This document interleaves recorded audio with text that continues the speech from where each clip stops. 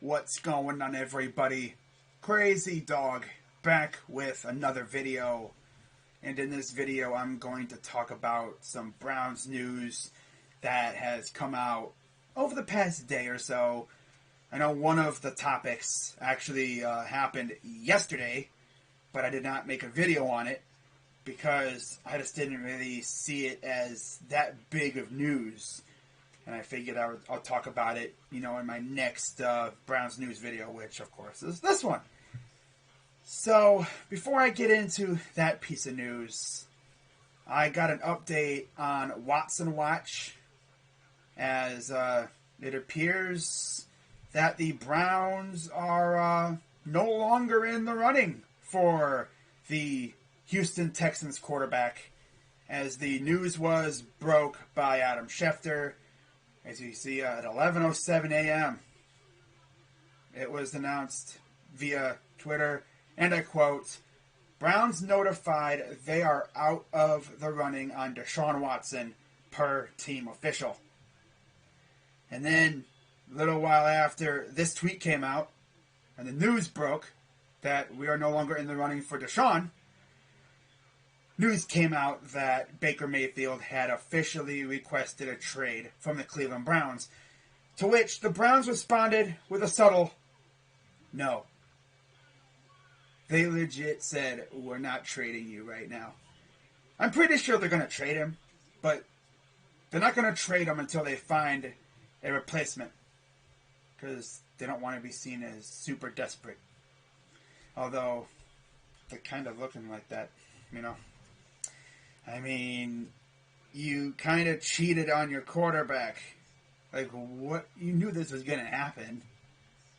And the worst thing is, they essentially kept him out of the loop. Now, I heard they actually told Baker's camp that they were looking at a possible upgrade, but then I also heard that they didn't. So I don't know who to trust, I guess we'll see what happens. But when it comes to possible replacements for Baker, I've heard Jimmy G's name. I've heard Jameis Winston's, Marcus Mariota. I had heard of Derek Carr, but thanks to the Raiders trading for Devontae Adams, and then, of course, eventually giving him a nice meaty extension. Whoa. Sus. What was it, 5 years, over $100+ million, like 140-something million? Damn. Yeah, Derek Carr is not going nowhere. So we can cross him off the list. Now, other than those guys, there's not really too many other options at quarterback. But I got a name that could possibly come available, depending on what Deshaun Watson does. And I know you guys are going to hear this name and you're going to go, "Ain't no way in the hell he's coming to Cleveland." And that name is Matt Ryan. Could you imagine, in the biggest plot twist ever, Deshaun Watson goes to Atlanta. By the way, that sounds like that's the place right now. Of course, nothing official, but based off of what I've heard, it sounds like he could very well become a Falcon. Now watch him go to the Saints. That would completely mess this whole theory up. But Deshaun goes to Atlanta. Alright? Well, all of a sudden, Matt Ryan becomes available. Imagine Andrew Berry calls up the Falcons, offers up probably a little less than the package that we offered for Deshaun, and we get Matt Ryan. That would be the biggest plot twist ever. That would be insane. Matt Ryan throwing tutties to Amari Cooper and possibly Jakeem Grant. Now, I know people are going to be like, crazy dog. Jakeem Grant is strictly a return man. No, he can work in the slot. And I'm pretty sure Kevin Stefanski is going to get him on the field on offense. He can catch the ball. Unlike a certain player out of Auburn that we drafted this past offseason, last year. Dude's all speed, no hands. At least Jakeem has hands. And he's as dangerous as a returner as he is as a receiver. But, yeah, I'm sure we're going to integrate him into the offense a little bit here and there, just to add a little bit of flair. open the field up a little bit for our route running aficionado in Amari Cooper. But damn, man. Matt Ryan to Amari Cooper. Sounds lit, if you ask me. I still can't believe we got Amari Cooper, though. Like, I saw a video yesterday of the Browns, doing an interview with him and stuff. And I'm like, damn, this guy's really a Cleveland Brown. And then the Browns Twitter account posted a video of Amari, saying what's up and everything. By the way, he's wearing number 2. So, that's cool. That's his high school number. But, it's like, damn, this guy's really a Cleveland Brown. People were saying, he sounds like he's depressed or something. It's like, well, he's mild-mannered. He's literally the wide receiver version of Nick Chubb. If you watch him when he's playing on the field and he scores a touchdown, he doesn't really celebrate. He's not that kind of guy. He just runs into the end zone, scores a touchdown, flips the ball to the referee, walks to the sideline. That's it. He's the epitome of act like you've been there before. Because he has been. A lot.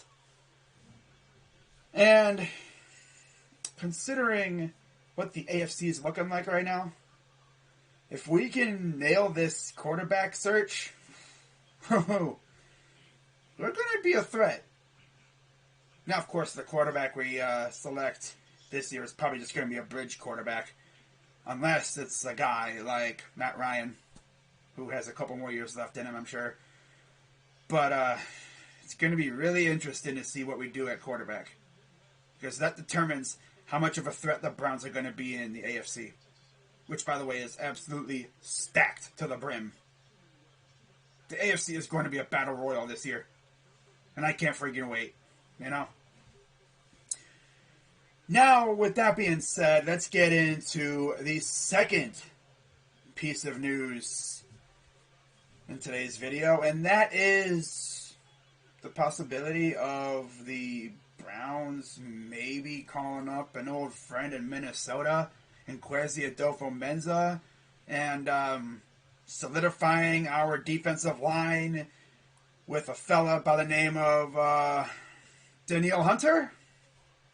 Because word on the street is the Vikings are trying to trade him because he is due a rather large roster bonus on Sunday, the 20th, and I guess they don't want to, they want nothing to do with it. So they're trying to trade him. And honestly, I wouldn't be surprised if the Browns maybe, hit up an old friend and tried to pull off a deal. I mean, why not? You add Danielle Hunter to our D-line, that would be nice. That would be really nice. Put him on the interior, or he's an edge rusher too. Put him on the edge with Miles. That would be nastiness. Then you have Chase Winovich backing him up too. Oh, God. Don't get me going with that, man. Damn. Now you look at Danielle's stats and his background and everything. He's 27 years old. He'll be turning 28 on October 29th. Didn't I talk about someone who has a birthday on the 30th?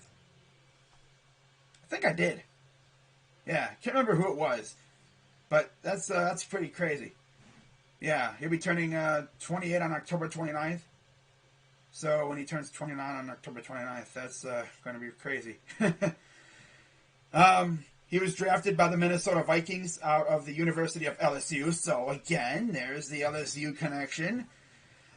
That's another reason why I think we should get him again, to restock our LSU pipeline. And he was selected by the Vikings in the third round, 88th overall in 2015. So yeah, I think we should get him because strictly he went to LSU.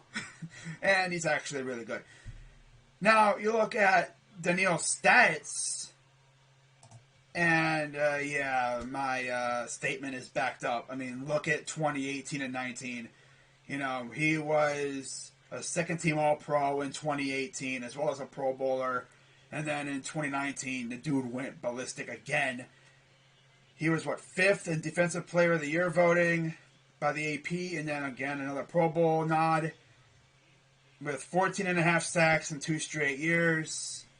And this dude's an absolute freak. And then, of course, he missed all of 2020. And then 2021, played in and started 7 games, had 6 sacks. Another thing you notice, he had not missed a game since 2015. Like, that's crazy. And up until that point, he had only missed 2 games in 2015. Played in 14 games, only had 1 start. And then in 2016, played in every game, did not start a game. And then from 2017 until 2019, he did not miss a game. And then, like I said, missed all of 2020. Came back this past season, 6 sacks, not too bad. 38 combined tackles with 23 solo, 15 assists, 6 tackles for loss with 10 QB hits. And you put this guy next to Miles, and then maybe we go out and, maybe we drafted Jordan Davis or something, just completely jack up our entire defensive line, which is big, meaty man-eaters. And, voracious freaking humans that just love to bury people. Like, that would be insane. I mean, we can really make this defense look nasty, especially with what the AFC is looking like. We need to counter all these moves with our own. Now, you look at the AFC North right now, and you'd be facing Mitch Trubisky, Joe Burrow, and Lamar Jackson. And we'll see what we do at quarterback. But we need a defense to shut those guys down, especially up front. Because our secondary is looking great. Like, this is the first time in a long time where I'm talking about free agents, and it's like, I'm not even mentioning corners or safeties because we really don't need a corner or a safety that bad. I mean, it's always good to have depth, but, like, in terms of starter caliber, no. Like, it's the first time in a while where I'm not really mentioning secondary. It's mainly front 7, most notably front 4. Because we need bodies for the front 4, because we have really nobody right now. Myles Garrett, Chase Winovich, well, like the only 2 like legit guaranteed guys. The rest are like practice squad guys, pretty much. Like, we need more bodies, And then of course we have Taven Bryan now. But in terms of edge rushers, yeah, we could use some edge rushers. We'll see about Darius Smith. I guess he went back on his commitment to the Ravens, so we'll see where he ends up. I don't know if the Browns are looking at him. I heard that we did our homework on him, but the difference between doing your homework on him and actually being interested, I guess, is I guess there was a pretty big difference there, because we might have just been doing a little research, And then once we heard his price, we'd probably be like, yeah, that ain't going to work. I mean, the Browns have been very quiet the last couple of days. Ever since they signed Jakeem Grant, they haven't done anything. It's like, are they waiting for Deshaun Watson to make a move? Well, now that we're out of the race, you'd think we'd be trying to make some moves, improve this team a little bit. I mean, we missed out on some good players while waiting for Watson. And we need to do something, man. For real. So we'll see what happens with Danielle Hunter. I would love him, but depends on the price. And then the final piece of news that I'm going to be talking about is involving my squad. Taking care of some players, that bringing them back. As, they re-signed Anthony Walker and Chris Hubbard. Good moves. I liked Anthony Walker. He was a really good player. He was essentially a leader in the locker room, which is what we need. And Chris Hubbard, poor dude's been strucken by the injury bug the last couple of years. He really hasn't played. So, we need a swing tackle / guard, for depth, and he fits the bill. I like it. And not to mention, he was actually playing really well with Bill Callahan as his offensive line coach, and then, of course, he got hurt. I think he stepped in one game for Conklin, I'm pretty sure, and he locked it down. That one game when Conklin could have played, but he didn't. I'm pretty sure he played in that game. Yeah, he was great. Or at least whoever played there was great. Might have been him, might not have been him. I don't know who it was. It's been a while. But, yeah, we'll see what happens. If the Browns make any more moves, I'll be sure to talk about it. But right now, they've been quiet. Eerily quiet. Like this, we've been so quiet, I'm just expecting a trade to go down at any moment. It's like, it's the calm before the storm. Like, come on, Andrew, are you awake, bro? You do realize, like, free agency is still going on, right? There's no limit. Like, you can sign some guys, right? But, yeah, we'll see what happens. But with that being said, welcome back, Anthony and Chris. And let's get to work. With that being said, I'm Crazy Dog. Let's go Browns. And I'm out.